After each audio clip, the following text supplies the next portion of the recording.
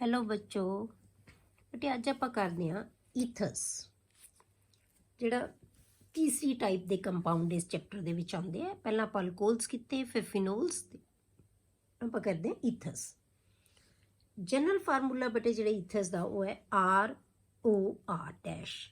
R ਤੇ R dash same ਵੀ ਹੋ ਸਕਦੇ ਆ, ਡਿਫਰੈਂਟ ਵੀ ਹੋ ਸਕਦੇ ਆ, ਠੀਕ ਹੈ। ਹੁਣ ਇਹਨਾਂ ਨੂੰ ਇਸੇ ਬੇਸ ਤੇ ਆਪਾਂ ਕਲਾਸੀਫਾਈ ਕਰਦੇ ਹਾਂ, ਐਲੀਫੈਟਿਕ ਈਥਰਸ ਐਂਡ ਐਰੋਮੈਟਿਕ ਈਥਰਸ। ਐਲੀਫੈਟਿਕ ਈਥਰਸ ਕਿਹਨਾਂ ਨੂੰ ਕਹਿੰਦੇ ਆ ਬੇਟੇ, ਜਿਹਦੇ ਵਿੱਚ R ਤੇ R ਡੈਸ਼ ਦੋਨੋਂ ਗਰੁੱਪ ਹੈ ਜਿਹੜੇ ਉਹ ਅਲਕਾਈਲ ਗਰੁੱਪਸ ਹੋਣਗੇ, ਉਹਨਾਂ ਨੂੰ ਅਸੀਂ ਐਲੀਫੈਟਿਕ ਈਥਰਸ ਕਹਿੰਦੇ ਆ। ਜਿਵੇਂ ਆਪਾਂ ਲੈ ਲਿਆ CH3OCH3, ਦੋਨੋਂ ਅਲਕਾਈਲ ਗਰੁੱਪ ਹੈ। R O ਕੀ ਹੈ, ਇੱਧਰਲੇ ਪਾਸੇ ਵੀ R, ਇੱਧਰ ਵੀ R, ਮਤਲਬ ਕਾਰਬਨ ਕਾਰਬਨ, ਇਹ ਕੀ ਹੈ ਫੰਕਸ਼ਨਲ ਗਰੁੱਪ। ਦੋਨੋਂ ਪਾਸੇ ਜਿਹੜੇ ਹੈਗੇ ਆ ਅਲਕਾਈਲ ਗਰੁੱਪਸ ਲੱਗੇ ਹੋਏ ਆ, ਤਾਂ ਇਹਨੂੰ ਅਸੀਂ ਕਹਿੰਦੇ ਹਾਂ ਡਾਈਮਿਥਾਈਲ ਈਥਰ। CH3O CH2CH3, ਇੱਕ ਪਾਸੇ ਇੱਕ ਕਾਰਬਨ ਦਾ, ਦੂਜੇ ਪਾਸੇ ਦੋ ਕਾਰਬਨ ਦਾ, ਇਥਾਈਲ ਮਿਥਾਈਲ ਈਥਰ। ਇਹ ਦੋਨੋਂ ਕੀ ਹੈ, ਅਲਕਾਈਲ ਗਰੁੱਪਸ ਹੈ। ਤਾਂ ਇਸ ਤਰ੍ਹਾਂ ਦੇ ਈਥਰਸ ਨੂੰ ਕਹਿੰਦੇ ਹਾਂ ਅਸੀਂ ਐਲੀਫੈਟਿਕ ਈਥਰਸ। ਐਰੋਮੈਟਿਕ ਈਥਰਸ, ਜਿਹਦੇ ਵਿੱਚ ਬੇਟੇ R ਡੈਸ਼ ਦੋਨਾਂ ਚੋਂ ਇੱਕ ਜਾਂ ਦੋਨੋਂ ਜਿਹੜੇ ਹੈਗੇ ਅਰਾਈਲ ਗਰੁੱਪਸ ਹੋਣਗੇ, ਦੋਨਾਂ ਚੋਂ ਇੱਕ ਵੀ ਹੋ ਸਕਦਾ ਤੇ ਦੋਨੋਂ ਵੀ ਹੋ ਸਕਦੇ ਆ। ਉਹਨਾਂ ਨੂੰ ਅਸੀਂ, ਜੇ ਅਰਾਈਲ ਗਰੁੱਪ ਹੋਣਗੇ, ਉਹਨਾਂ ਨੂੰ ਅਸੀਂ ਕਹਿੰਦੇ ਆ ਐਰੋਮੈਟਿਕ ਈਥਰਸ, ਠੀਕ ਹੈ। ਜੇ ਹੁਣ ਆਪਾਂ ਲਿਆ C6H5OCH3, ਇੱਕ ਪਾਸੇ ਅਰਾਈਲ ਗਰੁੱਪ, ਇੱਕ ਪਾਸੇ ਅਲਕਾਈਲ ਗਰੁੱਪ, ਇਹਨੂੰ ਅਸੀਂ ਐਲਕਾਈਲ ਐਰਾਈਲ ਈਥਰ ਕਹਿੰਦੇ ਆ। ਜਿਹਦੇ ਵਿੱਚ ਇੱਕ R ਜਿਹੜਾ ਹੈਗਾ ਉਹ ਅਲਕਾਈਲ ਹੋਵੇ, ਇੱਕ R ਐਰਾਈਲ ਗਰੁੱਪ ਹੋਵੇ, ਤਾਂ ਆਪਾਂ ਉਹਨਾਂ ਨੂੰ ਕਹਿੰਦੇ ਆ ਅਲਕਾਈਲ ਐਰਾਈਲ ਈਥਰਸ, ਹੈ ਐਰੋਮੈਟਿਕ ਹੀ ਦੋਨੋਂ। ਦੂਸਰੇ ਜਿਹਦੇ ਵਿੱਚ ਦੋਨੋਂ ਐਰਾਈਲ ਗਰੁੱਪ ਹੋਵੇ, ਠੀਕ ਹੈ, ਦੋਨੋਂ ਪਾਸੇ ਐਰਾਈਲ ਗਰੁੱਪ ਹੈ, ਤਾਂ ਉਹਨਾਂ ਨੂੰ ਅਸੀਂ ਕਹਿੰਦੇ ਹਾਂ ਡਾਈ ਐਰਾਈਲ ਈਥਰਸ। ਇਹਦਾ ਨਾਮ ਕੀ ਹੋਏਗਾ, ਮਿਥਾਈਲ ਫਿਨਾਈਲ ਈਥਰ, ਇਹ ਆਏਗਾ ਡਾਈ ਫਿਨਾਈਲ ਈਥਰ। ਕਲੀਅਰ। ਹੁਣ ਬੇਟੇ ਆਪਾਂ ਕਰਦੇ ਹਾਂ R ਗਰੁੱਪ ਇੱਕੋ ਜਿਹਾ ਹੈ ਜਾਂ ਡਿਫਰੈਂਟ ਹੈ, ਉਸ ਬੇਸ ਤੇ ਆਪਾਂ ਇਹਨਾਂ ਨੂੰ ਕਿਵੇਂ ਕਲਾਸੀਫਾਈ ਕਰਦੇ ਹਾਂ। ਤਾਂ ਸਿਮੈਟ੍ਰੀਕਲ ਔਰ ਸਿੰਪਲ ਈਥਰਸ ਕਿਹਨਾਂ ਨੂੰ ਕਹਿੰਦੇ ਆ ਬੇਟੇ, ਜਿਹਦੇ ਵਿੱਚ ਬੇਟੇ O ਦੇ ਅਰਾਊਂਡ ਦੋਨੋਂ R ਤੇ R ਡੈਸ਼ ਹੈ ਜਿਹੜੇ ਉਹ ਕੀ ਹੋਣ, ਸੇਮ ਹੋਣ। If alkyl or aryl groups attached to the oxygen atom are same, ਜੇ ਦੋਨੋਂ ਸੇਮ ਹੈ ਤਾਂ ਉਹਨਾਂ ਨੂੰ ਅਸੀਂ ਕਹਿੰਦੇ ਹਾਂ ਸਿੰਪਲ ਈਥਰਸ ਜਾਂ ਸਿਮੈਟ੍ਰੀਕਲ ਈਥਰਸ।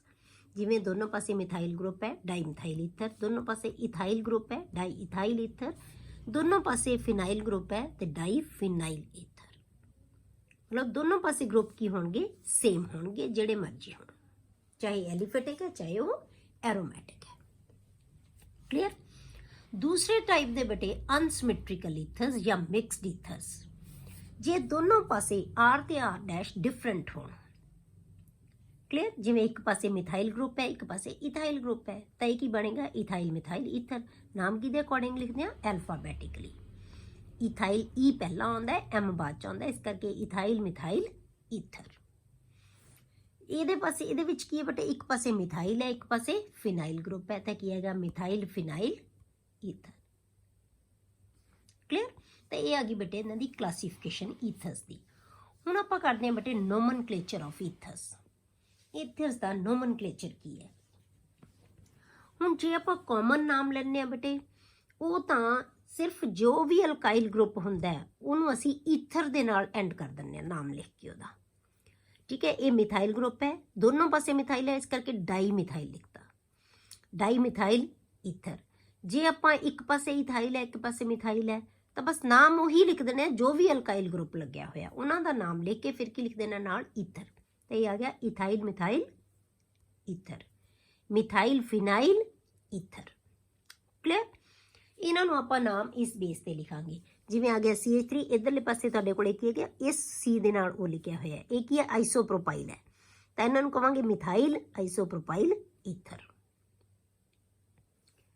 ਕਲੀਅਰ। ਹੁਣ ਆਪਾਂ ਇਹਨਾਂ ਦੇ ਜੇ ਆਪਾਂ IUPAC ਨੇਮ ਲਿਖਦੇ ਹਾਂ ਬੇਟੇ। ਹੁਣ IUPAC ਨੇਮ ਕੀ ਹੁੰਦਾ ਬੇਟੇ, ਜਿਹਦੇ ਵਿੱਚ ਜਿਸ ਗਰੁੱਪ ਦੇ ਨਾਲ, ਜਿਹੜੇ ਅਲਕਾਈਲ ਗਰੁੱਪ ਦੇ ਨਾਲ ਉਹ ਲੱਗਿਆ ਹੋਇਆ ਹੋਏਗਾ, ਉਹਨੂੰ ਅਸੀਂ ਕਹਿੰਦੇ ਹਾਂ ਐਲਕੋਕਸੀ ਗਰੁੱਪ। ਤਾਂ ਇਹਦੇ ਨਾਮ ਲਿਖਦੇ ਹਾਂ ਅਸੀਂ ਬੇਟੇ ਐਲਕੋਕਸੀ ਅਲਕੇਨਸ। ਈਥਰਸ ਆਰ ਨੇਮਡ ਐਜ਼ ਐਲਕੋਕਸੀ ਅਲਕੇਨਸ। ਇਹ ਇੱਕ ਗਰੁੱਪ ਹੈ ਜਿਹੜਾ ਉਹ ਐਲਕੋਕਸੀ ਬਣ ਜਾਏਗਾ, ਦੂਜਾ ਪੇਰੈਂਟ ਚੇਨ ਹੋਏਗੀ, ਉਹ ਅਲਕੇਨ ਬਣ ਜਾਏਗੀ। ਕਲੀਅਰ?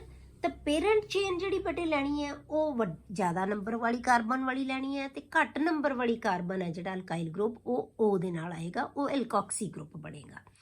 ਜਿਵੇਂ ਇਹਦੇ 'ਚ ਤਾਂ ਦੋਨੋਂ ਸੇਮ ਹੈ ਤਾਂ ਆਪਾਂ ਕੀ ਲਿਖਾਂਗੇ ਨਾਮ ਇਹਦਾ, ਮਿਥੋਕਸੀ ਮੀਥੇਨ। ਪਰ ਜੇ ਬੇਟੇ ਸਾਡੇ ਕੋਲੇ ਕੀ ਆ ਗਿਆ, ਜੇ ਇੱਕ ਪਾਸੇ 2 ਕਾਰਬਨ ਹੈ ਇੱਕ ਪਾਸੇ 1 ਹੈ, ਠੀਕ ਹੈ, ਤਾਂ ਇਹ ਕੀ ਹੋਏਗਾ, ਇਹਨੂੰ ਅਸੀਂ, ਇਹ ਤਾਂ ਇਥਾਈਲ ਮਿਥਾਈਲ ਈਥਰ ਤਾਂ ਕਾਮਨ ਨੇਮ ਆ ਗਿਆ। ਹੁਣ ਆਪਾਂ ਜਿਹੜਾ ਅਲਕੋਕਸੀ ਗਰੁੱਪ ਲਾਉਣਾ ਉਹ ਘੱਟ ਨੰਬਰ ਵਾਲੀ ਕਾਰਬਨ ਨਾਲ, ਤਾਂ ਇਹਨੂੰ ਕਹਾਂਗੇ ਮਿਥੋਕਸੀ ਈਥੇਨ। ਹੁਣ ਇੱਕ ਪਾਸੇ ਬੈਂਜ਼ੀਨ ਰਿੰਗ ਹੈ, ਇੱਕ ਪਾਸੇ ਕੀ ਹੈ, CH3 ਹੈ, ਤਾਂ ਇਹ ਕੀ ਬਣੇਗਾ, ਮਿਥੋਕਸੀ ਬੈਂਜ਼ੀਨ। ਠੀਕ ਹੈ, ਮਿਥੋਕਸੀ ਬੈਂਜ਼ੀਨ ਨੂੰ ਆਪਾਂ ਕਹਿੰਦੇ ਆ ਬੇਟੇ ਐਨੀਸੋਲ। ਜਿਹਦੇ ਵਿੱਚ ਬੈਂਜ਼ੀਨ ਰਿੰਗ ਦੇ ਵਿੱਚ OCH3 ਗਰੁੱਪ ਲੱਗਿਆ ਹੋਇਆ ਹੋਵੇ ਤਾਂ ਉਹਨੂੰ ਅਸੀਂ ਕੀ ਕਹਿੰਦੇ ਆ, ਐਨੀਸੋਲ। ਉਸ ਤੋਂ ਬਾਅਦ ਆ ਗਿਆ ਬੇਟੇ ਮਿਥਾਈਲ ਆਈਸੋਪ੍ਰੋਪਾਈਲ ਈਥਰ। ਹੁਣ ਜੇ ਆਪਾਂ ਇਹਦਾ ਜਿਹੜਾ ਹੈਗਾ IUPAC ਨੇਮ ਲਿਖਣਾ ਹੈ, ਉਹ ਕੀ ਲਿਖਾਂਗੇ ਬੇਟੇ ਆਪਾਂ, ਹੁਣ ਆਹ ਸਾਡੀ ਪੇਰੈਂਟ ਚੇਨ ਆ, ਆਪਾਂ ਕੀ ਕਿਹਾ, ਜਿੰਨੇ ਵੱਧ ਕਾਰਬਨ ਵਾਲੀ ਹੋਏਗੀ ਉਹ ਪੇਰੈਂਟ ਚੇਨ ਹੋਏਗੀ, ਤਾਂ ਇੱਕ ਪਾਸੇ ਨੰਬਰਿੰਗ ਸਟਾਰਟ ਕਰਾਂਗੇ 1 2 3, 2 ਪੋਜੀਸ਼ਨ ਦੇ ਉੱਤੇ ਲੱਗਿਆ ਹੋਇਆ ਐਲਕੋਕਸੀ ਗਰੁੱਪ, ਤਾਂ ਕੀ ਆਏਗਾ 2 ਮਿਥੋਕਸੀ ਪ੍ਰੋਪੇਨ। ਹਮੇਸ਼ਾ ਜ਼ਿਆਦਾ ਨੰਬਰ ਵਾਲੀ ਕਾਰਬਨ ਹੈ ਜਿਹੜੀ ਉਹਨੂੰ ਅਸੀਂ ਪੇਰੈਂਟ ਚੇਨ ਮੰਨਾਂਗੇ। ਤਾਂ ਇਹ 2 ਨੰਬਰ ਦੇ ਉੱਤੇ ਐਲਕੋਕਸੀ ਗਰੁੱਪ ਲੱਗਿਆ ਤਾਂ ਆਪਾਂ ਕੀ ਕਵਾਂਗੇ, 2 ਮਿਥੋਕਸੀ ਪ੍ਰੋਪੇਨ। ਕਲੀਅਰ? ਹੁਣ ਜਿਵੇਂ CH3O, CH2, CH2O, CH3, ਹੁਣ 2 ਗਰੁੱਪ ਲੱਗੇ ਹੋਏ ਆ। ਹੁਣ ਪੇਰੈਂਟ ਚੇਨ ਕਿਹੜੀ ਲਵਾਂਗੇ, ਜ਼ਿਆਦਾ ਕਾਰਬਨ ਵਾਲੀ। ਹੁਣ 1 ਤੇ 2 ਇਹਨੂੰ ਮੰਨਾਂਗੇ ਆਪਾਂ। 1 ਪੋਜੀਸ਼ਨ ਦੇ ਉੱਤੇ ਵੀ ਮਿਥੋਕਸੀ ਗਰੁੱਪ ਲੱਗਿਆ ਹੋਇਆ, 2 ਪੋਜੀਸ਼ਨ ਦੇ ਉੱਤੇ ਵੀ ਮਿਥੋਕਸੀ ਗਰੁੱਪ ਲੱਗਿਆ ਹੋਇਆ, ਤਾਂ ਕੀ ਆ ਜਾਏਗਾ ਬੇਟੇ, 1 2 ਡਾਈਮਿਥੋਕਸੀ ਈਥੇਨ। ਕਲੀਅਰ? 1 2 ਡਾਈਮਿਥੋਕਸੀ ਈਥੇਨ। ਇਹਦਾ ਜਿਹੜਾ ਹੈਗਾ ਕਾਮਨ ਨੇਮ ਨਹੀਂ ਅਸੀਂ ਇਹਦਾ ਲੈਂਦੇ, ਤੇ ਇਹਦਾ ਕੀ ਹੈ, IUPAC ਨੇਮ ਹੀ ਹੋਏਗਾ। ਇਹ ਆ ਗਿਆ ਬੇਟੇ ਇਹਨਾਂ ਦਾ ਨੋਮਨਕਲੇਚਰ। ਅੱਗੇ ਆਪਾਂ ਕਰਦੇ ਹਾਂ ਬੇਟੇ ਸਟਰਕਚਰ ਆਫ ਈਥਰਸ। ਜਿਵੇਂ ਆਪਾਂ ਅਲਕੋਹਲ ਤੇ ਫਿਨੋਲਸ ਦੇ ਵਿੱਚ ਵੀ ਕੀਤਾ ਸੀ, ਤਾਂ ਇਹਦੇ ਵਿੱਚ ਵੀ ਆਪਾਂ ਸਟਰਕਚਰ ਪੜਾਂਗੇ। ਇਹਦਾ ਸਟਰਕਚਰ ਹੈ ਬੇਟੇ ਜਿਹੜਾ ਉਹ ਵਾਟਰ ਵਰਗਾ ਹੁੰਦਾ ਹੈ, similar to water. Ethers have structure similar to that of water. ਇਹਦੇ ਵਿੱਚ ਵੀ ROR ਹੈ, ਇਹਦੇ ਵਿੱਚ HOH ਹੈ। H ਦੀ ਥਾਂ ਤੇ ਸਾਡੇ ਕੋਲੇ ਕੀ ਆ ਗਏ ਬੇਟੇ, ਅਲਕਾਈਲ ਗਰੁੱਪਸ। ਅਦਰਵਾਈਜ਼ ਸੇਮ ਹੈ। ਆਕਸੀਜਨ ਵੀ sp3 ਹਾਈਬ੍ਰਿਡਾਈਜ਼ਡ ਹੈ, ਕਾਰਬਨ ਵੀ sp3 ਹਾਈਬ੍ਰਿਡਾਈਜ਼ਡ ਹੈ। ਦੋਨਾਂ ਦੀ ਹਾਈਬ੍ਰਿਡਾਈਜੇਸ਼ਨ ਕੀ ਹੈ, ਇਹਦੀ ਵੀ sp3 ਹੋਏਗੀ, ਇਹਦੀ ਵੀ ਕੀ ਹੈ, sp3 ਹੈ, ਇਸ ਕਾਰਬਨ ਦੀ ਵੀ sp3 ਹੈ। ਕਲੀਅਰ? ਤਾਂ 2 ਇਹਦੇ ਕੋਲੇ ਕੀ ਹੈ, ਲੋਨ ਪੇਅਰ ਹੈ, ਟੈਟਰਾਹਾਈਡਰਲੀ ਅਰੇਂਜਡ ਹੈ, ਪਰ ਇੱਥੇ H ਦੀ ਨਾਲ ਕੀ ਆ ਗਿਆ ਸਾਡੇ ਕੋਲੇ, ਅਲਕਾਈਲ ਗਰੁੱਪ ਆ ਗਿਆ ਬੇਟੇ। ਜਿੰਨੀ ਮਰਜ਼ੀ ਕਾਰਬਨ ਦਾ R ਗਰੁੱਪ ਹੈ, ਠੀਕ ਹੈ, ਸੇਮ ਵੀ ਹੋ ਸਕਦੇ ਹੈ, ਡਿਫਰੈਂਟ ਵੀ ਹੋ ਸਕਦੇ ਹੈ। ਕਲੀਅਰ? ਹੁਣ ਜੇ ਅਸੀਂ ਇਹਦਾ ਬੌਂਡ ਐਂਗਲ ਦਿਖਾਉਂਦੇ ਹਾਂ, ਜੇ ਸਾਡੇ ਕੋਲੇ ਇਹਦਾ ਬੌਂਡ ਐਂਗਲ ਹੈ ਨਾ ਜਿਹੜਾ 111.7, ਟੈਟਰਾਹਾਈਡਰਨ, ਰੈਗੂਲਰ ਟੈਟਰਾਹਾਈਡਰਨ ਦੇ ਕੰਪੈਰੀਟਿਵਲੀ ਇਹਦਾ ਐਂਗਲ ਹੈ ਜਿਹੜਾ ਉਹ ਵੱਡਾ ਹੁੰਦਾ ਹੈ, ਜ਼ਿਆਦਾ ਹੁੰਦਾ ਹੈ। ਇਹਦਾ ਰੀਜ਼ਨ ਕੀ ਹੈ ਬੇਟੇ, ਜੇ ਆਪਾਂ ਵਾਟਰ ਦੇ ਤਰ੍ਹਾਂ ਇਹਦੀ ਵੀ ਜਿਹੜੀ ਸ਼ੇਪ ਹੈ ਉਹ ਕੀ ਹੈ, ਬੈਂਟ ਸ਼ੇਪ ਹੁੰਦੀ ਹੈ। ਕਿਉਂ? ਕਿਉਂਕਿ ਇਹ ਤਾਂ ਪਾਰਟੀਸਪੇਟ ਹੀ ਨਹੀਂ ਕਰਦੇ ਸ਼ੇਪ ਦੇ ਵਿੱਚ, ਠੀਕ ਹੈ, ਤਾਂ ਇਹ ਕੀ ਬੈਂਟ ਸ਼ੇਪ ਹੈ। ਹੁਣ ਇਹਦਾ ਐਂਗਲ ਜ਼ਿਆਦਾ ਕਿਉਂ ਹੁੰਦਾ ਹੈ, ਕਿਉਂਕਿ ਬੇਟੇ ਜਿਹੜੇ ਇਹ ਗਰੁੱਪ ਹੈ, ਇਹ ਬਲਕੀ ਗਰੁੱਪ ਹੈ, ਇਹ ਇੱਕ ਦੂਜੇ ਨੂੰ ਰਿਪੈਲ ਕਰਦੇ ਆ। ਜਦੋਂ ਰਿਪੈਲ ਕਰਨਗੇ ਤਾਂ ਬੌਂਡ ਐਂਗਲ ਇਨਕਰੀਜ਼ ਹੋ ਜਾਂਦਾ ਹੈ, ਵੱਧ ਜਾਂਦਾ ਹੈ। ਤਾਂ bond angle is greater due to bulky alkyl group. ਇਹਦੇ ਹਾਈਡਰੋਜਨ ਦੇ ਕੰਪੈਰੀਟਿਵਲੀ ਬਹੁਤ ਬਲਕੀ ਗਰੁੱਪਸ ਹੈ ਇਹ, ਇਸ ਕਰਕੇ ਇਹਦਾ ਐਂਗਲ ਜ਼ਿਆਦਾ ਹੋਏਗਾ। ਠੀਕ ਹੈ, ਅੱਗੇ ਬੇਟੇ ਪ੍ਰੈਪਰੇਸ਼ਨ ਆਫ ਈਥਰਸ। ਹੁਣ ਆਪਾਂ ਈਥਰਸ ਨੂੰ ਪ੍ਰਪੇਅਰ ਕਿਵੇਂ ਕਰਦੇ ਹਾਂ? ਸਭ ਤੋਂ ਪਹਿਲਾਂ ਆਪਾਂ ਲੈਂਦੇ ਹਾਂ ਬੇਟੇ ਬਾਈ ਡੀਹਾਈਡਰੇਸ਼ਨ ਆਫ ਅਲਕੋਹਲਸ। ਅਲਕੋਹਲਸ ਦੀ ਅਸੀਂ ਡੀਹਾਈਡਰੇਸ਼ਨ ਕਰ ਦਿੰਦੇ ਹਾਂ। ਡੀਹਾਈਡਰੇਸ਼ਨ ਨਾਲ ਕੀ ਹੋਏਗਾ ਬੇਟੇ? ਡੀਹਾਈਡਰੇਸ਼ਨ 2 ਮੈਥਡਸ ਦੇ 2 ਤਰ੍ਹਾਂ ਨਾਲ ਹੋ ਜਾਂਦੀ ਹੈ ਡੀਹਾਈਡਰੇਸ਼ਨ। ਇੱਕ ਅਲਕੀਨ ਵੀ ਬਣ ਰਿਹਾ ਤੇ ਇੱਕ ਈਥਰ ਬਣ ਰਿਹਾ ਬੇਟੇ। ਪਰ ਇਹ ਪ੍ਰੋਡਕਟ ਹੈ ਨਾ ਜਿਹੜੀ ਇਹਦੀ ਹੈ, ਦੋਨਾਂ 'ਚ ਡੀਹਾਈਡਰੇਸ਼ਨ ਹੋ ਰਹੀ ਹੈ। ਇਸ ਡੀਹਾਈਡਰੇਸ਼ਨ ਦੀ ਪ੍ਰੋਡਕਟ ਬੇਟੇ ਰਿਐਕਸ਼ਨ ਕੰਡੀਸ਼ਨਸ ਦੇ ਉੱਤੇ ਡਿਪੈਂਡ ਕਰਦੀ ਹੈ। ਸਲਫਿਊਰਿਕ ਐਸਿਡ ਦੀ ਪ੍ਰੈਜ਼ੈਂਸ ਦੇ ਵਿੱਚ ਜੇ ਅਸੀਂ 443 ਤੇ ਇਹਨੂੰ ਹੀਟ ਕਰਦੇ ਹਾਂ ਤਾਂ ਇਹ ਕੀ ਬਣਾਏਗਾ? ਅਲਕੀਨ। ਰਿਐਕਸ਼ਨ 443 ਤੇ ਰਿਐਕਸ਼ਨ ਹੋ ਰਿਹਾ ਹੈ ਤਾਂ ਅਲਕੀਨ ਬਣੇਗੀ। मतलब ਇੱਕ ਦੇ ਵਿੱਚੋਂ OH ਜਾਏਗਾ, ਇੱਕ ਤੋਂ H ਜਾਏਗਾ, ਤਾਂ ਕੀ ਬਣ ਜਾਏਗੀ? ਅਲਕੀਨ ਬਣ ਜਾਏਗੀ। ਆਪਾਂ ਅਲਕੋਹਲਸ ਦੇ ਵਿੱਚ ਪੜ੍ਹਿਆ ਸੀ ਰਿਐਕਸ਼ਨ ਇਹਦਾ ਬੇਟੇ ਕਿ ਅਲਕੋਹਲਸ ਦੀ ਜਦੋਂ ਅਸੀਂ ਡੀਹਾਈਡਰੇਸ਼ਨ ਕਰਦੇ ਹਾਂ ਤਾਂ ਇਹ ਅਲਕੀਨਸ ਬਣਾ ਲੈਂਦੇ ਆ। ਕਲੀਅਰ? ਪਰ ਜੇ ਅਸੀਂ ਕੰਡੀਸ਼ਨ ਚੇਂਜ ਕਰ ਦਈਏ ਬੇਟੇ, ਆਪਾਂ ਕਰਤਾ H2SO4 ਦੀ ਪ੍ਰੈਜ਼ੈਂਸ 'ਚ ਹੀ ਹੈ, ਪਰ ਇਹਦਾ ਟੈਂਪਰੇਚਰ ਕੀ ਹੈ? 413। ਜੇ ਇਸ ਟੈਂਪਰੇਚਰ ਤੇ ਇਹ ਰਿਐਕਸ਼ਨ ਹੋਏਗਾ ਬੇਟੇ ਤਾਂ ਇਹ ਈਥਰ ਬਣਾਏਗਾ। ਤਾਂ ਦੋ ਮੋਲੀਕਿਊਲਸ ਦੇ ਵਿੱਚੋਂ ਇੱਕ ਵਾਟਰ ਮੋਲੀਕਿਊਲ ਰਿਪਲੇਸ ਹੋ ਜਾਏਗਾ ਤੇ ਦੋ ਮੋਲੀਕਿਊਲ ਆਪਸ ਦੇ ਵਿੱਚ ਜੁੜ ਜਾਣਗੇ ਉਹਦੇ ਥਰੂ। ਠੀਕ ਹੈ? ਇੱਥੇ ਇੱਕ ਹੀ ਮੋਲੀਕਿਊਲ ਚੋਂ ਵਾਟਰ ਮੋਲੀਕਿਊਲ ਨਿਕਲ ਰਿਹਾ ਤਾਂ ਅਲਕੀਨ ਬਣ ਰਹੀ ਹੈ, ਤੇ ਦੋ ਮੋਲੀਕਿਊਲਸ ਦੇ ਵਿੱਚੋਂ, ਠੀਕ ਹੈ, ਆਪਾਂ ਦੋ ਮੋਲੀਕਿਊਲ ਲੈ ਲਈਏ CH3, ਜੇ ਆਪਾਂ ਲੈ ਲਿਆ ਇੱਥੇ CH3CH2OH, ਠੀਕ ਹੈ, ਤਾਂ ਆਪਾਂ ਪਲੱਸ ਦੂਸਰਾ ਵੀ ਲੈ ਲੈਂਦੇ ਹਾਂ, ਆਪਾਂ ਲੈ ਲਿਆ OH CH2CH3, ਦੋ ਮੋਲੀਕਿਊਲ ਲੈ ਲਏ, ਇੱਥੋਂ ਇੱਕ ਵਾਟਰ ਮੋਲੀਕਿਊਲ ਨਿਕਲ ਜਾਏਗਾ, ਉਹਦੇ ਥਰੂ ਇਹਦੇ ਨਾਲ ਅਟੈਚ ਹੋ ਜਾਏਗਾ। ਠੀਕ ਹੈ? ਇੱਥੇ ਦੋ ਮੋਲੀਕਿਊਲਸ ਚੋਂ ਇੱਕ ਵਾਟਰ ਮੋਲੀਕਿਊਲ ਜਾ ਰਿਹਾ। ਜੇ ਇੱਕ ਮੋਲੀਕਿਊਲ ਚ ਜਾਏਗਾ ਤਾਂ ਉਹ ਅਲਕੀਨ ਬਣੇਗੀ। ਤਾਂ ਇਹ ਸਾਡੇ ਕੋਲੇ ਈਥਰ ਦੀ ਫਾਰਮੇਸ਼ਨ ਹੁੰਦੀ ਹੈ, ਕਿਹਦੇ ਨਾਲ? ਬਾਈ ਡੀਹਾਈਡਰੇਸ਼ਨ ਆਫ ਅਲਕੋਹਲਸ। ਹੁਣ ਇਹਦਾ ਮੈਕੈਨਿਜ਼ਮ ਕੀ ਹੈ ਬੇਟੇ? ਇਹ ਰਿਐਕਸ਼ਨ ਹੁੰਦਾ ਕਿਵੇਂ ਹੈ? 3 ਸਟੈਪਸ ਦੇ ਵਿੱਚ ਰਿਐਕਸ਼ਨ ਹੁੰਦਾ ਬੇਟੇ। ਆਪਾਂ ਐਸਿਡ ਲਿਆ ਹੋਇਆ ਹੈ ਜਿਹਦੇ ਕੋਲ ਪ੍ਰੋਟੋਨ ਹੈ, ਤਾਂ ਸਭ ਤੋਂ ਪਹਿਲਾਂ ਸਾਡੇ ਕੋਲੇ ਕੀ ਹੈ? ਪ੍ਰੋਟੋਨੇਟਡ ਅਲਕੋਹਲ ਆ ਜਾਂਦਾ ਬੇਟੇ। ਪ੍ਰੋਟੋਨ ਹੈ ਜਿਹੜਾ ਅਲਕੋਹਲ ਦੀ ਆਕਸੀਜਨ ਦੇ ਕੋਲ ਲੋਨ ਪੇਅਰ ਆਫ ਇਲੈਕਟ੍ਰੋਨ ਹੈ, ਇਹਨੂੰ ਡੋਨੇਟ ਕਰ ਦਿੰਦਾ ਹੈ, ਤਾਂ ਕੀ ਹੈ? ਇਹਦੇ ਨਾਲ ਅਟੈਚ ਹੋ ਜਾਏਗਾ। ਜਦੋਂ ਅਟੈਚ ਹੋ ਗਿਆ ਤਾਂ ਫਿਰ ਕੀ ਆ ਗਿਆ? ਆਕਸੀਜਨ ਦੇ ਉੱਤੇ ਪੋਜ਼ਿਟਿਵ ਚਾਰਜ ਆ ਗਿਆ, ਤਾਂ ਇਹਨੂੰ ਅਸੀਂ ਪ੍ਰੋਟੋਨੇਟਡ ਅਲਕੋਹਲ ਕਹਿੰਦੇ ਆ। ਇਹ ਲੋਨ ਪੇਅਰ ਕੀ ਹੈ? ਉਹਦਾ ਪੇਅਰ ਆਫ ਇਲੈਕਟ੍ਰੋਨ ਕਿਹਨੂੰ ਦੇ ਰਿਹਾ? ਇਹ ਇਹਨੂੰ। ਠੀਕ ਹੈ? ਅਟੈਚ ਹੋ ਜਾਏਗਾ ਇਹਦੇ ਨਾਲ, ਤਾਂ ਇਹ ਪ੍ਰੋਟੋਨੇਟਡ ਅਲਕੋਹਲ ਹੋ ਗਿਆ ਪਹਿਲੇ ਸਟੈਪ ਦੇ ਵਿੱਚ। ਹੁਣ ਜਿਹੜਾ ਤੁਹਾਡੇ ਕੋਲੇ ਜਿਹੜਾ ਪ੍ਰੋਟੋਨੇਟਡ ਅਲਕੋਹਲ ਹੈ ਨਾ ਬੇਟੇ, ਇਹ ਇੱਕ ਹੋਰ ਮੋਲੀਕਿਊਲ ਦੇ ਨਾਲ ਅਟੈਚ ਹੋ ਜਾਂਦਾ ਹੈ। ਅਲਕੋਹਲ ਦੇ ਹੀ ਇੱਕ ਹੋਰ ਮੋਲੀਕਿਊਲ ਦੇ ਨਾਲ ਅਟੈਚ ਹੋ ਜਾਂਦਾ ਹੈ। ਕਲੀਅਰ? ਹੁਣ ਉੱਥੇ ਕੀ ਹੋਏਗਾ? ਇਹ ਲੋਨ ਪੇਅਰ ਲੈ ਕੇ ਵਾਟਰ ਮੋਲੀਕਿਊਲ ਨੇ, ਕਿਉਂਕਿ ਆਕਸੀਜਨ ਦੇ ਉੱਤੇ ਪੋਜ਼ਿਟਿਵ ਚਾਰਜ ਨਹੀਂ ਹੁੰਦਾ, ਅਨਸਟੇਬਲ ਕਰ ਰਿਹਾ ਇਹਨੂੰ, ਇਹਨੇ ਨਾਲ ਦੀ ਨਾਲ ਪੇਅਰ ਆਫ ਇਲੈਕਟ੍ਰੋਨ ਗੇਨ ਕਰਨਾ ਹੈ, ਤਾਂ ਵਾਟਰ ਮੋਲੀਕਿਊਲ ਨਿਕਲ ਜਾਏਗਾ, ਤਾਂ ਇੱਥੇ ਕਾਰਬਨ ਦੇ ਉੱਤੇ ਪੋਜ਼ਿਟਿਵ ਚਾਰਜ ਆ ਜਾਏਗਾ। ਤਾਂ ਇਹ ਪੋਜ਼ਿਟਿਵ ਚਾਰਜ ਨੂੰ ਨਾਲ ਦੀ ਨਾਲ ਜਿਹੜਾ ਹੈਗਾ ਇਹ ਆਕਸੀਜਨ ਹੈ ਜਿਹੜੀ ਆਪਣਾ ਪੇਅਰ ਦੇ ਦਿੰਦੀ ਹੈ, ਕਿਉਂਕਿ ਇਹਦੇ ਕੋਲੇ ਕੀ ਹੈ? ਇਹ ਲੋਨ ਪੇਅਰ ਹੈਗਾ। ਇਹ ਲੋਨ ਪੇਅਰ ਕਿਹਦੇ ਕੋਲੇ ਜਾਏਗਾ ਬੇਟੇ? ਇਸ ਕਾਰਬਨ ਕੋਲ। ਤਾਂ ਬੌਂਡ ਬਣਾ ਲਿਆ, ਤਾਂ ਇਹਦੇ ਨਾਲ ਅਟੈਚ ਹੋ ਗਿਆ। ਕਲੀਅਰ ਹੋ ਗਿਆ? ਤਾਂ ਸਾਡੇ ਕੋਲੇ ਕੀ ਆ ਗਿਆ? CH3CH2, ਤਾਂ ਇਹ ਕੀ ਹੈ? OH ਦੇ ਨਾਲ, ਸਾਡੇ H ਤਾਂ ਹੈਗਾ ਹੀ ਆਲਰੇਡੀ ਲੱਗਿਆ ਹੋਇਆ, ਇਹਦੇ ਨਾਲ CH2CH3 ਹੋਰ ਅਟੈਚ ਹੋ ਗਿਆ ਦੋਨੋਂ ਪਾਸੇ। ਇੱਕ ਪਾਸੇ A ਸੀ, ਇੱਕ ਪਾਸੇ A ਅਟੈਚ ਹੋ ਗਿਆ, ਇੱਕ ਪਾਸੇ ਇਹਦੇ ਨਾਲ H ਲੱਗਿਆ ਹੋਇਆ ਹੈ। ਪਰ ਕਿਉਂਕਿ ਆਕਸੀਜਨ ਨੇ ਆਪਣਾ ਇਲੈਕਟ੍ਰੋਨ ਪੇਅਰ ਯੂਜ਼ ਕਰ ਲਿਆ ਤਾਂ ਇਹਦੇ ਉੱਤੇ ਕੀ ਆ ਜਾਏਗਾ? ਪੋਜ਼ਿਟਿਵ ਚਾਰਜ ਆ ਗਿਆ। ਇਹ ਦੂਸਰਾ ਸਟੈਪ ਹੋ ਗਿਆ ਬੇਟੇ। ਇਹ ਦੂਜੇ ਜਿਹੜੇ ਅਲਕੋਹਲ ਦੇ ਮੋਲੀਕਿਊਲ ਨਾਲ ਅਟੈਚ ਹੋ ਗਿਆ। ਹੁਣ ਕੀ ਹੋਏਗਾ ਬੇਟੇ? ਆਕਸੀਜਨ ਦੇ ਉੱਤੇ ਫਿਰ ਪੋਜ਼ਿਟਿਵ ਇਹਨੂੰ ਅਨਸਟੇਬਲ ਕਰ ਰਿਹਾ, ਤਾਂ ਫਿਰ ਕੀ ਹੈ? ਇਹ ਜਿਹੜਾ ਹੈਗਾ ਪੇਅਰ ਆਫ ਇਲੈਕਟ੍ਰੋਨ ਆਕਸੀਜਨ ਕੋਲ ਵਾਪਸ ਆ ਜਾਏਗਾ, ਤਾਂ H ਹੈ ਜਿਹੜਾ ਉਹ ਬਾਹਰ ਨਿਕਲ ਜਾਏਗਾ ਵਿਦਆਊਟ ਇਲੈਕਟ੍ਰੋਨ। ਠੀਕ ਹੈ? ਬਾਹਰ ਚਲਾ ਜਾਏਗਾ, ਤਾਂ H ਪੋਜ਼ਿਟਿਵ। ਜੋ ਅਸੀਂ ਪਹਿਲੇ ਸਟੈਪ ਦੇ ਵਿੱਚ ਬੇਟੇ H ਆਇਨ ਅਟੈਚ ਹੋਇਆ ਸੀ ਐਸਿਡ ਦੇ ਵਿੱਚੋਂ, ਉਹੀ H ਆਇਨ ਵਾਪਸ ਬਾਹਰ ਨਿਕਲ ਜਾਏਗਾ। ਤਾਂ ਇਹ ਫਾਰਮੇਸ਼ਨ ਕਿਹਦੀ ਹੋਗੀ ਬੇਟੇ? ਈਥਰ ਦੀ। ਕਲੀਅਰ? ਦੂਸਰਾ ਮੈਥਡ ਜਿਹੜਾ ਇਹਦਾ ਮੇਨ ਮੈਥਡ ਹੈ ਵਿਲੀਅਮਸਨਜ਼ synthesis.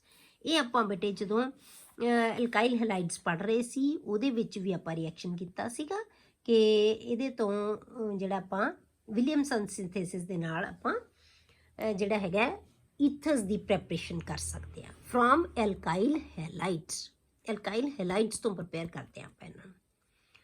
It is a laboratory method for the preparation of symmetrical and unsymmetrical ethers. ਦੋਨੋਂ ਤਰ੍ਹਾਂ ਦੇ ਈਥਰਸ ਬਣਾ ਸਕਦੇ ਹਾਂ। ਸਿਮੈਟ੍ਰੀਕਲ ਜਿਹਦੇ ਵਿੱਚ ਸੇਮ ਗਰੁੱਪ ਹੋਣਗੇ, ਅਨਸਿਮੈਟ੍ਰੀਕਲ ਜਿਹਦੇ ਵਿੱਚ ਡਿਫਰੈਂਟ ਗਰੁੱਪ ਹੋਣਗੇ। ਤਾਂ ਦੋਨੋਂ ਤਰ੍ਹਾਂ ਦੇ ਈਥਰਸ ਆਪਾਂ ਪ੍ਰਪੇਅਰ ਕਰ ਸਕਦੇ ਹਾਂ। An alkyl halide react with sodium alkoxide. ਦੋ ਚੀਜ਼ਾਂ ਚਾਹੀਦੀਆਂ ਬੇਟੇ ਸਾਨੂੰ, ਇੱਕ ਅਸੀਂ ਐਲਕਾਈਲ ਹੈਲਾਈਡ ਲਵਾਂਗੇ, ਇੱਕ ਸੋਡੀਅਮ ਐਲਕੋਕਸਾਈਡ ਲਵਾਂਗੇ। ਕਲੀਅਰ ਹੋ ਗਿਆ?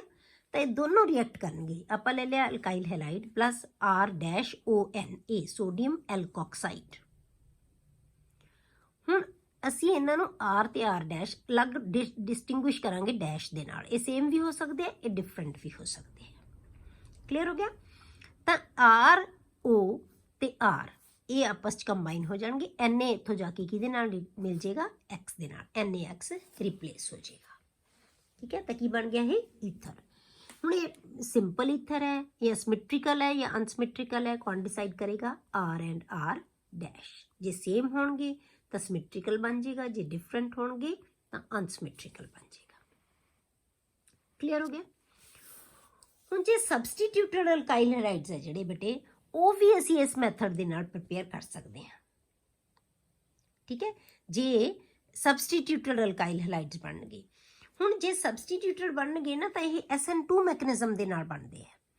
ਉਦੋਂ ਬੇਟੇ ਫਿਰ ਜਿਹੜਾ ਅਸੀਂ ਐਲਕਾਈਲ ਹੈਲਾਈਡ ਲਵਾਂਗੇ ਨਾ, ਆਪਾਂ ਦੋ ਚੀਜ਼ਾਂ ਲੈਣੀਆਂ, ਇੱਕ ਐਲਕੋਕਸਾਈਡ ਤੇ ਐਲਕਾਈਲ ਹੈਲਾਈਡ। ਜਿਹੜਾ ਐਲਕਾਈਲ ਹੈਲਾਈਡ ਲਵਾਂਗੇ ਬੇਟੇ ਉਹ ਸਾਡੇ ਕੋਲੇ ਪ੍ਰਾਇਮਰੀ ਹੋਣਾ ਚਾਹੀਦਾ, ਤਾਂ ਰਿਐਕਸ਼ਨ ਹੈ ਜਿਹੜਾ ਉਹ ਆਸਾਨੀ ਨਾਲ ਹੋਏਗਾ, ਤਾਂ ਈਥਰ ਦੀ ਪ੍ਰੈਪਰੇਸ਼ਨ ਹੋਏਗੀ। ਠੀਕ ਹੈ, ਜਿਹੜਾ ਆਪਾਂ ਅਲਕਾਈਲ ਹੈਲਾਈਡ ਲਵਾਂਗੇ ਉਹ ਪ੍ਰਾਇਮਰੀ ਲਵਾਂਗੇ। ਜੇ ਰਿਐਕਸ਼ਨ ਕਿਹੜਾ ਹੋ ਰਿਹਾ, SN2 ਮੈਕੈਨਿਜ਼ਮ ਹੋ ਰਿਹਾ ਜੀ, ਕਿਉਂਕਿ ਇੱਕ ਸਟੈਪ ਦੇ ਵਿੱਚ ਹੀ ਅਟੈਚ ਹੋ ਜਾਏਗਾ ਉਹਦੇ ਨਾਲ, ਮਤਲਬ ਦੋਨੇ ਸਪੀਸ਼ੀਜ਼ ਅਟੈਚ ਹੋਣਗੀਆਂ। ਉਹ ਬੌਂਡ ਬਣਾ ਵੀ ਰਿਹਾ ਹੋਏਗਾ ਤੇ ਟੁੱਟ ਵੀ ਰਿਹਾ ਹੋਏਗਾ, ਇਹ ਅਟੈਚ ਵੀ ਹੋ ਰਿਹਾ ਹੋਏਗਾ ਤੇ ਇਹ ਜਾ ਵੀ ਰਿਹਾ ਹੋਏਗਾ ਦੂਜਾ ਗਰੁੱਪ ਉਹਦੇ ਨਾਲੋਂ। ਠੀਕ ਹੈ, ਤਾਂ ਹੁਣ ਇੱਥੇ ਕੀ ਹੈ ਬੇਟੇ, ethers containing substituted alkyl group may also be prepared by this method, मतलब Williams synthesis ਦੇ ਨਾਲ। This reaction involves SN2 attack of an alkoxide ion on primary alkyl halide। ਇਹਨੂੰ ਅਸੀਂ ਲਵਾਂਗੇ ਜੇ ਅਸੀਂ ਸਬਸਟੀਟਿਊਟਡ ਜਿਹੜਾ ਬਣਾਉਣਾ ਹੈ ਨਾ, ਈਥਰ ਵੀ ਸਬਸਟੀਟਿਊਟਡ ਬਣ ਜਾਏਗਾ, ਪਰ ਇਹਨਾਂ ਦੋਨਾਂ ਚੋਂ ਇੱਕ ਚੀਜ਼ ਸਬਸਟੀਟਿਊਟਡ ਹੋਣੀ ਚਾਹੀਦੀ ਹੈ ਨਾ, ਜਾਂ ਐਲਕੋਕਸਾਈਡ ਜਾਂ ਜਿਹੜਾ ਆਪਾਂ ਹੈਲੋ ਅਲਕੇਨ ਲਵਾਂਗੇ, ਦੋਨਾਂ ਚੋਂ ਇੱਕ 'ਚ ਹੋਏਗਾ, ਉਹੀ ਈਥਰ ਬਣ ਜਾਏਗਾ।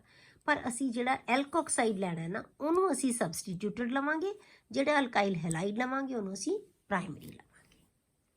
ਕਲੀਅਰ, ਤਾਂ ਉਹੀ ਰਿਐਕਸ਼ਨ ਹੋਏਗਾ।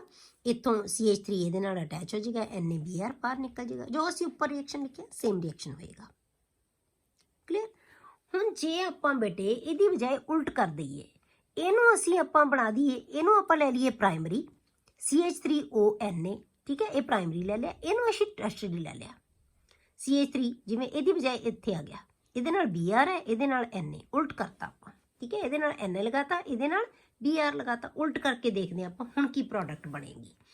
ਜਦੋਂ ਅਸੀਂ ਇਹ ਰਿਐਕਸ਼ਨ ਕਰਦੇ ਹਾਂ ਨਾ ਬੇਟੇ, ਤਾਂ ਉਦੋਂ ਜਿਹੜੀ ਪ੍ਰੋਡਕਟ ਬਣਦੀ ਹੈ ਉਹ ਅਲਕੀਨ ਬਣ ਜਾਂਦੀ ਹੈ, ਕਿਉਂਕਿ ਟਰਸ਼ਰੀ ਜਿਹੜਾ ਤੁਹਾਡੇ ਕੋਲੇ ਅਲਕਾਈਲ ਹੈਲਾਈਡ ਹੈ ਨਾ, ਇਹਦੇ ਵਿੱਚ ਜਿਹੜਾ ਹੈਗਾ ਇਲੀਮੀਨੇਸ਼ਨ ਰਿਐਕਸ਼ਨ ਬਹੁਤ ਆਸਾਨੀ ਨਾਲ ਹੋ ਜਾਂਦਾ ਬੇਟੇ। Br ਇੱਥੋਂ ਜਾਏਗਾ, H ਇੱਥੋਂ ਜਾਏਗਾ, ਤਾਂ ਅਲਕੀਨ ਦੀ ਫਾਰਮੇਸ਼ਨ ਹੋ ਜਾਏਗੀ। ਠੀਕ ਹੈ, ਜੇ ਅਸੀਂ ਟਰਸ਼ਰੀ ਅਲਕਾਈਲ ਹੈਲਾਈਡ ਲੈਂਦੇ ਹਾਂ ਤਾਂ ਉਹਦੇ ਵਿੱਚ ਕੀ ਆਪਣੇ ਕੋਲੇ ਜਿਹੜੀ ਫਾਰਮੇਸ਼ਨ ਕਿਹਦੀ ਹੋ ਜਾਂਦੀ ਹੈ, ਅਲਕੀਨ ਦੀ ਫਾਰਮੇਸ਼ਨ ਹੋ ਜਾਂਦੀ ਹੈ ਸਾਡੇ ਕੋਲੇ, ਤਾਂ ਈਥਰ ਨਹੀਂ ਬਣੇਗਾ, ਅਲਕੀਨ ਬਣ ਜਾਏਗੀ। ਕਲੀਅਰ। ਜੇ ਆਪਾਂ ਇਹ ਲਵਾਂਗੇ, ਉਲਟ ਲਵਾਂਗੇ ਤਾਂ ਇਹ ਸਾਡੇ ਕੋਲੇ ਅਲਕੀਨ ਆ ਗਈ, ਤੋਂ Br ਜਾਏਗਾ, ਤੋਂ H ਜਾਏਗਾ, ਡਬਲ ਬੌਂਡ ਆ ਗਿਆ, NaBr ਨਿਕਲ ਜਾਏਗਾ ਤੇ ਨਾਲ ਕੀ ਬਣ ਜਾਏਗਾ, CH3OH ਅਲਕੋਹਲ ਬਣ ਜਾਏਗਾ, ਜਿਹੜਾ H ਇੱਥੋਂ ਜਾਏਗਾ। Clear. In case of secondary and tertiary alkyl halides, ਜੇ ਅਸੀਂ ਸੈਕੰਡਰੀ ਵੀ ਲੈ ਲਈਏ ਜਾਂ ਟਰਸ਼ਰੀ ਅਲਕਾਈਲ ਹੈਲਾਈਡ ਲੈ ਲਈਏ, ਤਾਂ ਐਲੀਮੀਨੇਸ਼ਨ ਜਿਹੜਾ ਕੰਪੀਟਸ ਓਵਰ ਸਬਸਟੀਟਿਊਸ਼ਨ। ਸਬਸਟੀਟਿਊਸ਼ਨ ਨਹੀਂ ਹੋਏਗੀ, ਉਹਦੇ ਐਲੀਮੀਨੇਸ਼ਨ ਹੋ ਜਾਏਗੀ। ਨੋ ਈਥਰ ਇਜ਼ ਫਾਰਮਡ, ਤਾਂ ਈਥਰ ਦੀ ਫਾਰਮੇਸ਼ਨ ਨਹੀਂ ਹੋਏਗੀ, ਮਤਲਬ ਇਹ ਰਿਐਕਸ਼ਨ ਹੋਏਗਾ ਹੀ ਨਹੀਂ। ਈਥਰ ਬਣਾਉਣ ਵਾਸਤੇ ਹੋਏਗਾ ਰਿਐਕਸ਼ਨ, ਅਲਕੀਨ ਬਣੇਗੀ, ਪਰ ਈਥਰ ਨਹੀਂ ਬਣੇਗਾ।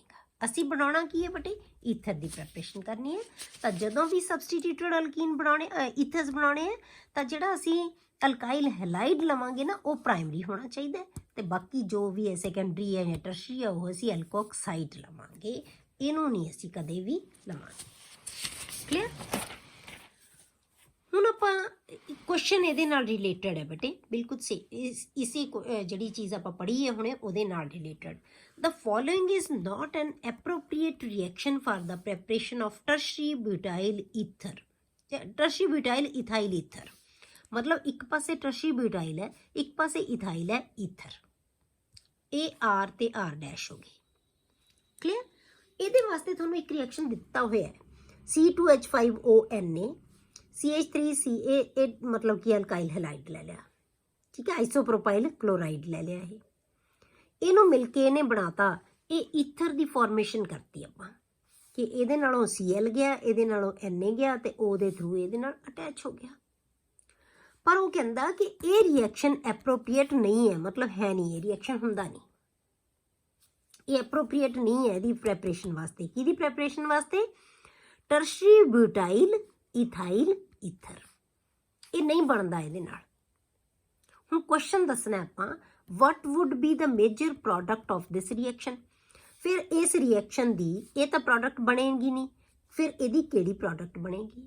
ਇੱਕ ਤਾਂ ਆਪਾਂ ਉਹ ਦੱਸਣਾ ਇਹਦਾ ਆਨਸਰ। ਦੂਸਰਾ ਆਪਾਂ ਦੱਸਣਾ ਹੈ right a suitable reaction for the preparation of tertiary butyl ethyl ether. ਇਹਦੀ ਪ੍ਰੈਪਰੇਸ਼ਨ ਦਾ ਫਿਰ ਮੈਥਡ ਕਿਹੜਾ ਹੋਏਗਾ, ਇਹ ਆਪਾਂ ਦੱਸਣਾ ਹੈ। ਇਹਦਾ ਕੁਐਸਚਨ ਦਾ ਆਨਸਰ ਦੇਣੇ ਦੋ ਦੇ। ਪਹਿਲੇ ਕੁਐਸਚਨ ਦਾ ਆਨਸਰ ਬੇਟੇ ਕਿ ਮੇਜਰ, ਆਪਾਂ ਹੁਣੇ ਕਹਿ ਕੇ ਹਟੇ ਹਾਂ ਕਿ ਜੇ ਅਸੀਂ ਟਰਸ਼ਰੀ ਬਿਊਟਾਈਲ ਈਥਰ ਲੈ ਲਿਆ, ਟਰਸ਼ਰੀ ਬਿਊਟਾਈਲ ਈਥਰ ਜਾਂ ਸੌਰੀ ਅਲਕੇਨ ਲੈ ਲਈ ਨਾ, ਸੌਰੀ ਕਲੋਰਾਈਡ ਲੈ ਲਿਆ ਨਾ, ਟਰਸ਼ਰੀ ਬਿਊਟਾਈਲ ਜਿਹੜੀ ਹੈਗੀ ਹੈ ਆਪਾਂ ਕਲੋਰਾਈਡ ਲੈ ਲਿਆ, ਤਾਂ ਉਹਦੇ ਵਿੱਚ ਬੇਟੇ ਐਲੀਮੀਨੇਸ਼ਨ ਰਿਐਕਸ਼ਨ ਹੋ ਜਾਂਦਾ, ਇਹਨੇ ਅਲਕੀਨ ਬਣਾ ਦੇਣਾ। ਹੁਣੇ ਆਪਾਂ ਪੜ੍ਹ ਕੇ ਹਟੇ ਹਾਂ, ਠੀਕ ਹੈ। ਇੱਥੋਂ Cl ਜਾਏਗਾ, ਇੱਥੋਂ H ਜਾਏਗਾ, ਡਬਲ ਬੌਂਡ ਸ਼ਿਫਟ ਹੋ ਜਾਏਗਾ ਤੇ ਕੀ ਬਣ ਜਾਏਗਾ? ਅਲਕੀਨ ਬਣ ਜਾਏਗੀ। ਤਾਂ ਨਾਮ ਕੀ ਹੋਏਗਾ? ਜੇ ਆਪਾਂ ਇੱਥੇ ਡਬਲ ਬੌਂਡ ਲਾ ਦਾਂਗੇ ਬੇਟੇ, ਇਹਦੀ ਪ੍ਰੋਡਕਟ ਜਿਹੜੀ ਬਣੇਗੀ ਉਹ ਕੀ ਪ੍ਰੋਡਕਟ ਬਣ ਜਾਏਗੀ? CH3, ਠੀਕ ਹੈ। C ਇੱਥੇ ਆ ਜਾਏਗਾ CH3 ਤੇ ਇੱਥੋਂ ਗਿਆ, ਇੱਥੇ ਆ ਜਾਏਗਾ CH2, ਇੱਥੋਂ ਗਿਆ H, ਇੱਥੋਂ ਗਿਆ Cl, ਠੀਕ ਹੈ। ਇੱਥੋਂ Cl, ਇੱਥੋਂ H ਤੇ ਕੀ ਬਣ ਗਿਆ? Double bond. ਹੁਣ ਇਹਦਾ ਨਾਮ ਲਿਖਾਂਗੇ ਅਸੀਂ। ਨਾਮ ਇਹਦਾ ਕੀ ਆਏਗਾ? ਅਲਕੀਨ ਜਿੱਧਰੋਂ ਨੇੜੇ ਆ ਉਸ ਪਾਸਿਓਂ ਅਸੀਂ ਨੰਬਰਿੰਗ ਸਟਾਰਟ ਕਰਾਂਗੇ, ਤਾਂ ਕੀ ਆਏਗਾ? 1 2 3 ਜਾਂ 1 2 3, ਜਿਸ ਪਾਸੇ ਮਰਜ਼ੀ ਲੈ ਲਓ। ਕਲੀਅਰ ਹੋ ਗਿਆ? ਤਾਂ 2 ਪੋਜੀਸ਼ਨ ਦੇ ਉੱਤੇ ਕੀ ਆ ਗਿਆ ਬੇਟੇ? 2 ਪੋਜੀਸ਼ਨ ਦੇ ਉੱਤੇ ਕੀ ਹੈ? ਮਿਥਾਈਲ ਗਰੁੱਪ ਲੱਗਿਆ ਹੋਇਆ। 2 ਪੋਜੀਸ਼ਨ ਦੇ ਉੱਤੇ ਮਿਥਾਈਲ, 2 ਮਿਥਾਈਲ ਪ੍ਰੋਪ ਈਨ, 1 ਈਨ ਕਹਿ ਲਓ ਚਾਹੇ, ਇੱਕ ਪੋਜੀਸ਼ਨ ਦੇ ਉੱਤੇ ਈਨ ਹੈ, ਠੀਕ ਹੈ। 2 ਮਿਥਾਈਲ ਪ੍ਰੋਪ 1 ਈਨ, ਇਹ ਪ੍ਰੋਡਕਟ ਬਣੇਗੀ ਜਿਹੜੀ ਇਹਦੀ ਮੇਜਰ ਪ੍ਰੋਡਕਟ ਹੋਏਗੀ। ਇਹ ਪਹਿਲੇ ਕੁਐਸਚਨ ਦਾ ਆਨਸਰ ਆ ਗਿਆ। ਇਹ ਕਿਉਂ ਬਣੇਗੀ ਬੇਟੇ? It is because sodium ethoxide is strong. ਇਹ ਨਿਊਕਲੀਓਫਾਈਲ ਤਾਂ ਹੈਗਾ ਹੀ ਹੈਗਾ, ਸਟਰੋਂਗ ਨਿਊਕਲੀਓਫਾਈਲ ਤਾਂ ਹੈਗਾ ਹੀ ਹੈ, as well as strong base. ਇਹ ਸਟਰੋਂਗ ਬੇਸ ਵੀ ਹੈ। ਇਹ ਚੋਂ H ਆਇਨ ਇਹਨੇ ਰਿਮੂਵ ਕਰ ਲੈਣਾ, ਤਾਂ Na ਦੇ ਨਾਲ Cl ਮਿਲ ਜਾਏਗਾ, H ਹੈ ਜਿਹੜਾ ਉਹ ਇਹਦੇ ਨਾਲ ਲੱਗ ਜਾਏਗਾ, ਤਾਂ ਕੀ ਬਣ ਜਾਏਗਾ? ਇਹ ਅਲਕੋਹਲ ਬਣ ਜਾਏਗਾ। Clear? Thus elimination predominates over substitution. ਹੁਣ ਆਪਾਂ ਦੱਸਣਾ ਹੈ ਕਿ ਇਹਦਾ ਫਿਰ ਐਪਰੋਪਰੀਏਟ ਰਿਐਕਸ਼ਨ ਕੀ ਹੋਏਗਾ। ਬਣਾਉਣਾ ਕੀ ਹੈ ਆਪਾਂ? ਟਰਸ਼ਰੀ ਬਿਊਟਾਈਲ ਇਥਾਈਲ ਈਥਰ, ਮਤਲਬ ਇੱਕ ਪਾਸੇ ਟਰਸ਼ਰੀ ਬਿਊਟਾਈਲ ਹੋਣਾ ਚਾਹੀਦਾ ਹੈ, ਦੂਜੇ ਪਾਸੇ ਇਥਾਈਲ ਹੋਣਾ ਚਾਹੀਦਾ ਹੈ। ਤਾਂ ਆਪਾਂ ਕੀ ਲਵਾਂਗੇ? ਟਰਸ਼ਰੀ ਬਿਊਟਾਈਲ ਆਪਾਂ ਹਮੇਸ਼ਾ ਅਸੀਂ ਐਲਕੋਕਸਾਈਡ ਨਾਲ ਲਵਾਂਗੇ, ਤਾਂ ਆਪਾਂ ਇਹ ਟਰਸ਼ਰੀ ਗਰੁੱਪ ਲੈ ਕੇ ਨਾਲ ONA ਲਗਾਤਾ, ਤਾਂ ਦੂਜੇ ਪਾਸੇ ਅਸੀਂ ਇਥਾਈਲ ਗਰੁੱਪ ਲਾ ਦਾਂਗੇ, CH3CH2Cl, ਤਾਂ Cl ਇੱਥੋਂ ਜਾਏਗਾ, Na ਇੱਥੋਂ ਜਾਏਗਾ, ਬਾਹਰ ਨਿਕਲ ਜਾਏਗਾ, CH2 ਇਹਦੇ ਨਾਲ ਅਟੈਚ ਹੋ ਜਾਏਗਾ, ਤਾਂ ਕੀ ਬਣ ਗਿਆ? ਟਰਸ਼ਰੀ ਬਿਊਟਾਈਲ ਇਥਾਈਲ ਈਥਰ ਬਣ ਜਾਏਗਾ। ਯਾਦ ਰੱਖੋ ਕਿ ਜਦੋਂ ਵੀ ਸਬਸਟੀਟਿਊਟਰ ਬਣਾਉਣਾ ਉਹਨੂੰ ਅਸੀਂ ਐਲਕੋਕਸਾਈਡ ਲੈਣਾ, ਇਹਨੂੰ ਨਹੀਂ ਲੈਣਾ, ਠੀਕ ਹੈ। ਹੁਣ ਜੇ ਆਪਾਂ ਅਲਕਾਈਲ ਐਰਾਈਲ ਈਥਰਸ ਬਣਾਉਣੇ ਆ ਬੇਟੇ, ਠੀਕ ਹੈ, ਅਲਕਾਈਲ ਐਰਾਈਲ ਈਥਰਸ ਜਦੋਂ ਅਸੀਂ ਬਣਾਉਣੇ ਆ ਫਿਰ ਉਹ ਕਿਵੇਂ ਬਣਨਗੇ? ਅਲਕਾਈਲ ਐਰਾਈਲ ਈਥਰਸ ਜਾਂ ਉਹਨੂੰ ਅਸੀਂ ਫਿਨੋਲਿਕ ਈਥਰਸ ਵੀ ਕਹਿ ਦਿੰਦੇ ਆ, can be prepared by using sodium phenoxide and alkyl halides. ਜਿਹੜਾ ਸੋਡੀਅਮ ਦਾ ਸਾਲਟ ਹੈ ਉਹ ਕਿਹੜਾ ਲਵਾਂਗੇ ਅਸੀਂ? ਫਿਨੋਕਸਾਈਡ। ਫਿਨਾਈਲ ਗਰੁੱਪ ਜਿਹੜਾ ਹੋਇਆ ਸੋਡੀਅਮ ਦਾ ਸਾਲਟ ਲਵਾਂਗੇ ਆਪਾਂ, ਠੀਕ ਹੈ, ਸੋਡੀਅਮ ਫਿਨੋਕਸਾਈਡ ਲਵਾਂਗੇ ਐਂਡ ਅਲਕਾਈਲ ਹੈਲਾਈਡ। ਜਿਹੜਾ ਅਲਕਾਈਲ ਗਰੁੱਪ ਲੱਗਣਾ ਹੈ ਕਿਉਂਕਿ ਆਪਾਂ ਬਣਾਉਣਾ ਹੈ ਅਲਕਾਈਲ ਐਰਾਈਲ ਈਥਰ, ਜਿਹੜਾ ਅਸੀਂ ਅਲਕਾਈਲ ਗਰੁੱਪ ਬਣਾਉਣਾ ਉਹ ਹੈਲਾਈਡ ਦੇ ਨਾਲ ਲਵਾਂਗੇ ਅਸੀਂ, because aryl halides are less reactive towards nucleophilic substitution reaction than alkyl halides. ਮਤਲਬ ਇਹ ਤਾਂ ਰਿਐਕਟਿਵ ਹੁੰਦੇ ਹੀ ਹੈ, ਪਰ ਜੇ ਅਸੀਂ ਐਰਾਈਲ ਹੈਲਾਈਡ ਲਵਾਂਗੇ ਬਟੇ ਉਹ ਜ਼ਿਆਦਾ ਰਿਐਕਟਿਵ ਨਹੀਂ ਹੁੰਦੇ, ਉਹ ਛੱਡੇਗਾ ਨਹੀਂ Cl ਨੂੰ, ਡਬਲ ਬੌਂਡ ਕਰੈਕਟਰ ਆ ਜਾਂਦਾ ਉਹਦੇ ਵਿੱਚ, ਤਾਂ ਇਸ ਕਰਕੇ ਰਿਪਲੇਸ ਨਹੀਂ ਕਰ ਸਕੀਦਾ। ਤਾਂ ਅਲਕਾਈਲ ਹੈਲਾਈਡ ਲਵਾਂਗੇ ਅਸੀਂ ਇੱਥੇ, ਇਹਨੂੰ ਅਸੀਂ ਐਰਾਈਲ ਹੈਲਾਈਡ ਨਹੀਂ ਲੈਂਦੇ। ਤਾਂ ਜਦੋਂ ਵੀ ਤੁਸੀਂ ਅਲਕਾਈਲ ਹੈਲਾਈਡ ਜਾਂ ਅਲਕਾਈਲ ਐਰਾਈਲ ਈਥਰ ਬਣਾਉਣਾ ਹੈ ਤਾਂ ਐਰਾਈਲ ਗਰੁੱਪ ਹਮੇਸ਼ਾ ਸੋਡੀਅਮ ਦੇ ਸਾਲਟ ਨਾਲ ਲਓਗੇ ਤੇ ਅਲਕਾਈਲ ਗਰੁੱਪ ਹਮੇਸ਼ਾ ਹੈਲੋ ਅਲਕੇਨਸ ਦੇ ਵਿੱਚ ਲਓਗੇ। ਕਲੀਅਰ? ਜਦੋਂ ਵੀ ਆਪਾਂ ਲਵਾਂਗੇ। ਹੁਣ ਆਪਾਂ ਰਿਐਕਸ਼ਨ ਕੀ ਬਣਾਉਂਦੇ ਆ? ਫਿਨੋਲ ਮਤਲਬ ਕੀ ਹੈ? ਆਪਾਂ ਨੂੰ ਚਾਹੀਦਾ ਕੀ ਹੈ, ਸੋਡੀਅਮ ਐਲਕੋਕਸਾਈਡ। ਕਿਵੇਂ ਬਣੇਗਾ ਬੇਟੇ, ਜਦੋਂ ਆਪਾਂ ਫਿਨੋਲ ਨੂੰ NaOH ਨਾਲ ਰਿਐਕਟ ਕਰ ਦਾਂਗੇ ਤਾਂ NaOH ਨਾਲ ਕਰਕੇ ਨਹੀਂ ਕੀ ਬਣਾ ਰਿਹਾ, ਸੋਡੀਅਮ ਫਿਨੋਕਸਾਈਡ। ਇਹ ਸਾਨੂੰ ਚਾਹੀਦਾ, ਚਾਹੇ ਤੁਸੀਂ ਰਿਐਕਸ਼ਨ ਇੱਥੋਂ ਹੀ ਸਟਾਰਟ ਕਰ ਸਕਦੇ ਹੋ। ਠੀਕ ਹੈ, ਸੋਡੀਅਮ ਫਿਨੋਕਸਾਈਡ ਬਣ ਗਿਆ। ਜਿਵੇਂ ਆਪਾਂ ਸੋਡੀਅਮ ਐਲਕੋਕਸਾਈਡ ਲਿਆ ਸੀ, ਇਹਦੇ ਨਾਲ ਅਸੀਂ ਹੈਲੋ ਅਲਕੇਨ ਲਵਾਂਗੇ, RX ਦੇ ਨਾਲ ਟਰੀਟ ਕਰਾਂਗੇ, X ਇਲੈਕਟ੍ਰੋਨ ਲੈ ਜਾਏਗਾ, ਪਲੱਸ ਆ ਗਿਆ, ਉਹ ਹੈ ਜਿਹੜਾ ਇਹਦੇ ਨਾਲ ਅਟੈਚ ਹੋ ਜਾਏਗਾ, ਤਾਂ ਬੈਂਜ਼ੀਨ ਰਿੰਗ OR ਬਣ ਗਿਆ। ਇੱਥੋਂ Na ਜਾਏਗਾ, ਇੱਥੋਂ X ਜਾਏਗਾ, ਬਿਲਕੁਲ ਸੇਮ ਰਿਐਕਸ਼ਨ। ਬਸ ਇਹ ਧਿਆਨ ਰੱਖਣਾ ਹੈ ਕਿ ਜਿਹੜਾ ਅਸੀਂ ਸੋਡੀਅਮ ਵਾਲਾ ਜਿਹੜਾ ਐਲਕੋਕਸਾਈਡ ਹੈ, ਉਹ ਕਿਹੜਾ, ਜਿਹੜਾ ਆਪਾਂ ਨੂੰ ਸੋਡੀਅਮ ਦਾ ਸਾਲਟ ਹੈ ਜਿਹੜਾ, ਉਹ ਕਿਹੜਾ ਲੈਣਾ ਹੈ, ਬੈਂਜ਼ੀਨ ਰਿੰਗ ਵਾਲਾ, ਐਰਾਈਲ ਗਰੁੱਪ ਵਾਲਾ। ਤਾਂ ਇਹਨੂੰ ਅਸੀਂ ਫਿਨੋਕਸਾਈਡ ਕਹਿੰਦੇ, ਸੋਡੀਅਮ ਫਿਨੋਕਸਾਈਡ ਲਵਾਂਗੇ। ਜਿਹੜਾ ਅਸੀਂ ਹੈਲਾਈਡ ਲੈਣਾ ਉਹ ਅਸੀਂ ਅਲਕਾਈਲ ਦਾ ਲਵਾਂਗੇ, ਕਿਉਂਕਿ ਅਲਕਾਈਲ ਦਾ ਹੈਲਾਈਡ ਜ਼ਿਆਦਾ ਰਿਐਕਟਿਵ ਹੁੰਦਾ ਹੈ। ਕਲੀਅਰ ਹੋ ਗਿਆ। ਤਾਂ ਇਹ ਬਣ ਗਿਆ ਸਾਡੇ ਕੋਲੇ ਅਲਕਾਈਲ ਐਰਾਈਲ ether, ਅਲਕਾਈਲ ਐਰਾਈਲ ether. Clear. Next lecture ਦੇ ਵਿੱਚ ਇਹਦੀਆਂ ਪ੍ਰੋਪਰਟੀਜ਼ ਡਿਸਕਸ ਕਰਾਂਗੇ।